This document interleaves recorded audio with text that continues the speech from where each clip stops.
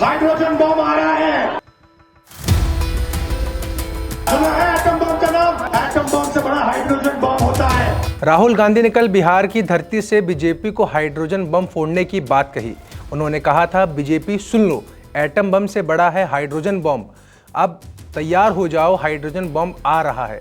राहुल गांधी का ये बयान अब चुनावी माहौल में नए सियासी धमाके की तरह देखा जा रहा है।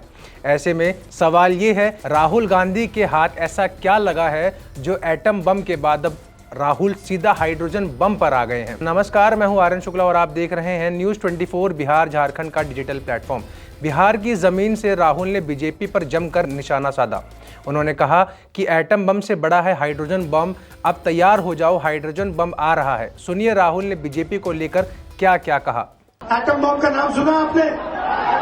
सुना है एटम बम का नाम? उससे बड़ा क्या होता है? उससे बड़ा क्या होता है? एटम बम से बड़ा हाइड्रोजन बम होता है। होता है नहीं होता है? माधवपुरा में हमने एटम बम दिखाया था।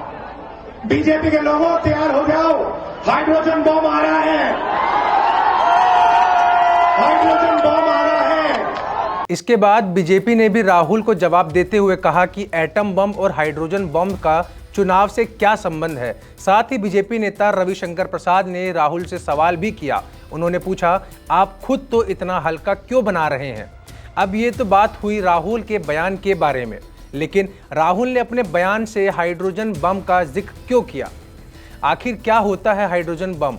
आपको बता दें, किसी भी देश ने युद्ध में अभी तक हाइड्रोजन बम का इस्तेमाल नहीं किया है। विशेषज्ञों की माने तो इस बम से पूरे शहर को नष्ट करने की शक्ति है और ये बम शक्तिशाली परमाणु बम की तुलना में कई अधिक लोगों को मारने की क्षमता रखता है। विशेषज्ञों के अनुसार हाइड्रोजन बम परमाणु बम से 1000 गुना ज़्यादा शक्तिशाली है। न्यूयॉर्क टाइम्स की रिपोर्ट की माने तो अमेरिका ने साल 1954 में देश के भीतर हाइड्रोजन बम का परीक्षण कर उसकी भयावहता देखी थी। हाइड्रोजन बम को थर्मोन्यूक्लियर बम भी कहते हैं। इसमें दो तरह के प्रक्रियाएं होती हैं, फिजन और एक फ्यूजन। इसमें यूरेनियम या प्लूटोनियम के साथ साथ ड्यूटेरियम और ट्रिटियम का भी इस्तेमाल होता है। जब ये हाइड्रोजन परमाणु आपस में मिलते हैं तो बेहद ही ज़बरदस्त धमाका होता है। अब बात करते हैं एटम बम कितना खतरनाक है और इससे कितनी तबाही मच सकती है।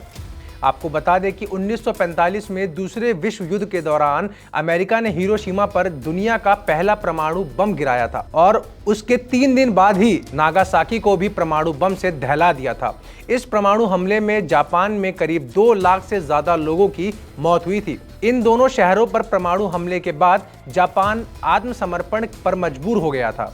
अब सवाल यही है कि क्या राहुल गांधी का ये हाइड्रोजन बम वाला बयान सिर्फ चुनावी शोर है या फिर वाकई कांग्रेस के पास बीजेपी के खिलाफ कोई बड़ा दांव है? लेकिन अभी तो फिलहाल कांग्रेस आरजेडी के सहारे सत्ता में वापस आने की तैयारी में है, लेकिन आरजेडी खुद 20 साल से अपने दम पर सत्ता पर नहीं आ सकी है। आपको क्या लगता है, राहुल गांधी का ये बयान एनडीए का खेल बिगाड़ पाएगा? इस पर आपकी क्या राय है, हमें कमेंट सेक्शन में ज़रूर बताएं।